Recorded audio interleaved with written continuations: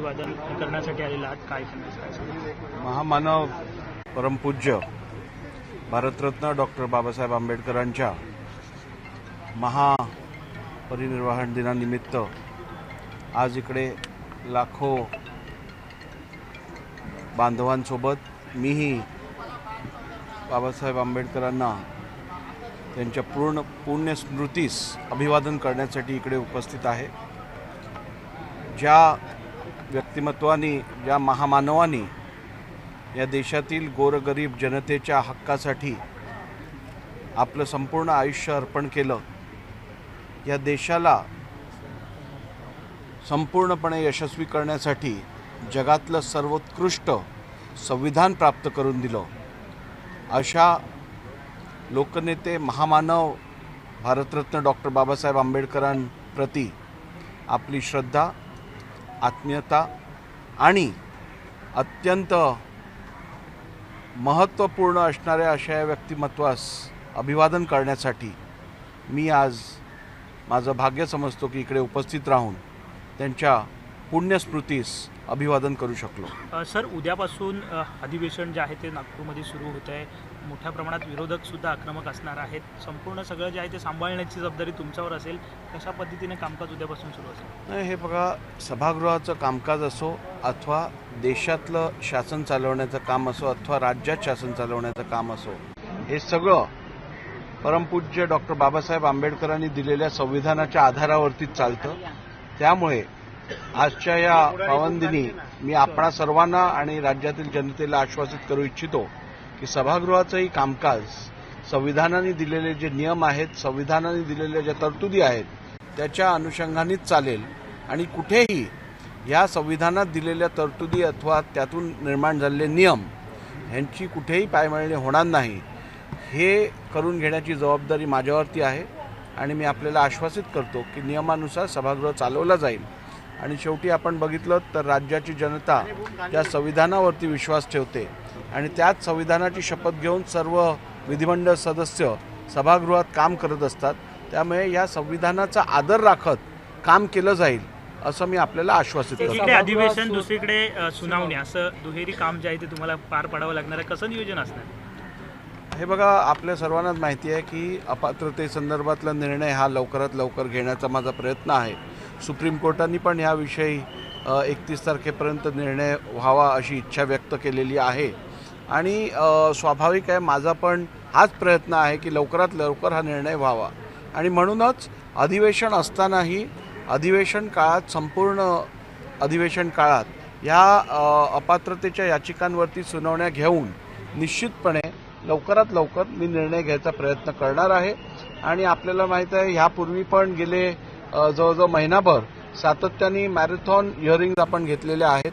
त्यामुळे आपल्यामार्फत राज्याच्या जनतेला पण आश्वासित करतो की लवकरात लवकर या विषयातला निर्णय होऊन संविधानामध्ये प्रणीत ज्या तरतुदी आहेत त्याच्या अनुषंगानेच कायदेशीर निर्णय होईल। अध्यक्ष जी, हिंदी में जानना चाहेंगे, आज बड़ा दिन है देश के लिए, आज मौजूदा जिस तरह के हालात हैं, बाबा साहब की कितनी ज़रूरत है आज? देखिए, सर्वप्रथम मैं महामानव परमपूज्य भारत रत्न डॉक्टर बाबा साहेब आंबेडकर जी को अभिवादन करने लाखों नागरिकों के साथ यहाँ अपने आप को उपस्थित रहना, ये मैं अपना सौभाग्य समझता हूँ। और जिन्होंने इस देश के गोर गरीब जनता के लिए अपना पूरा जीवन अर्पित किया, जिन्होंने इस देश को दुनिया की सबसे ताकतवर और सबसे प्रभावशाली संविधान इस देश को दिया, ऐसे महामानव के प्रति अपनी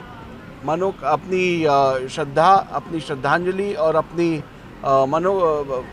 रिस्पेक्ट यहाँ पे अर्पित करना, ये मैं बहुत ही भाग्यशाली अपने आप को समझता हूँ। आप जानते हो कि डॉक्टर बाबा साहेब आंबेडकर जी ने जिस प्रकार से इस देश के पिछड़े हो, गोर गरीब लोग हो, इनको न्याय दिलवाया, वो शायद ही इस दुनिया के किसी भी नेता ने ऐसा कार्य किया है। और इसीलिए इस अभूतपूर्व कार्य और इस देश को सही मायने में पहचान देने के लिए जो संविधान उन्होंने इस देश को दिया, उन सब का कभी भी हिंदुस्तानी देशवासी कभी भूल नहीं सकते। और हमें अभिमान है कि हमारे बीच हमारे नेता आदरणीय परम पूज्य भारत रत्न डॉक्टर बाबा साहेब आम्बेडकर जैसी व्यक्ति हमारे भारत देश से जुड़ी हुई है और ये हमारे लिए सबसे अभिमानपूर्वक ऐसा क्षण है। आप बतौर विधानसभा अध्यक्ष सदन की गरिमा आपने हमेशा बना के रखी है। कल डीएमके के एक सांसद ने संसद में खड़े रहकर गौमूत्र वाले राज्य कहकर अपमान किया सनातन का। बतौर विधानसभा अध्यक्ष आपको क्या लगता है कितना बड़ा अपमान है? देखिए, विधानसभा का सत्र हो या शासन राष्ट्र में चलने वाला हो या फिर राज्य में जो शासन चलता हो, ये सभी संविधान के आधार पर चलता है।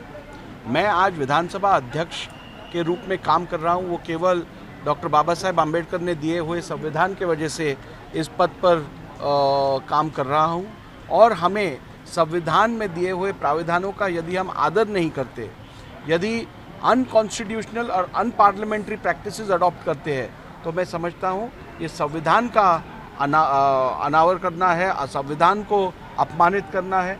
और इसीलिए मैं ऐसे स्टेटमेंट्स का और ऐसे कृत्य का जितना निंदा कर सकता हूँ उतनी कम ही है। मैं समझता हूँ जो भारतवासी संविधान में विश्वास रखता है, डॉक्टर बाबा साहेब आम्बेडकर ने दिए हुए संविधान पर विश्वास रखता है, वो संविधान के खिलाफ कोई भी, संविधान में दिए हुए प्रावधानों के खिलाफ कोई भी कार्रवाई नहीं करेगा, ऐसे मैं समझता हूँ। मैं आपके द्वारा देश के और राज्य के पूरी जनता को ये आह्वान देना चाहता हूँ कि संविधान में जो प्रावधान है, डॉक्टर बाबा साहेब आम्बेडकर जी ने जो संविधान हमें दिया है, उसका आदर रखते हुए ही हमें अपना आचार विचार रखना चाहिए। कल से विंटर सेशन चालू हो रहा है, कैसे देखते हैं, क्या होगा? कल से महाराष्ट्र विधानसभा का मानसून विंटर सेशन चालू हो रहा है और इस विंटर सेशन में निश्चित रूप से आज राज्य के सामने अनेक महत्वपूर्ण विषय है। उन सभी विषयों पर चर्चा होना अपेक्षित है और ये सकारात्मक चर्चा महाराष्ट्र के जनता के हित में होगी। ये काम पूरा करने की जिम्मेदारी मेरे ऊपर है।